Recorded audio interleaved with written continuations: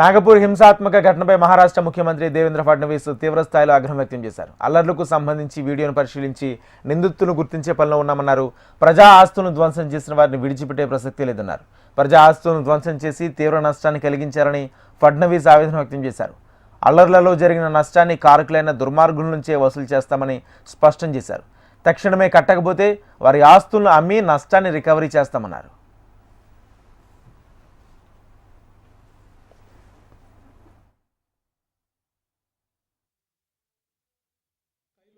Social मीडियाच्या माध्यमातून एक अपप्रचार केला आणि त्यानंतर मोठ्या प्रमाणात जमाव संध्याकाळी तयार झाला.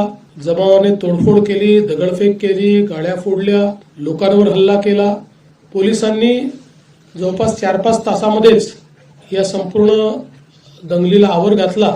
त्याकरता अश्रुधुराच्या नळकांड्या असेल किंवा त्या ठिकाणी इतर प्रकारच्या प्रतिबंधात्मक ज्या गोष्टी करण्याची आवश्यकता होती त्या सर्व गोष्टी या पोलिसांनी केल्या.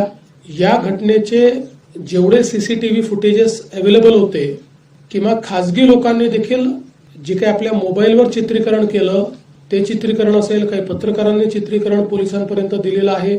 अशा सगळ्या चित्रीकरणामध्ये जे दंगेखोर दिसतात त्यांच्यावर अटक करण्याची कारवाई पोलिसांनी सुरू केली आहे. 104 लोक आतापर्यंत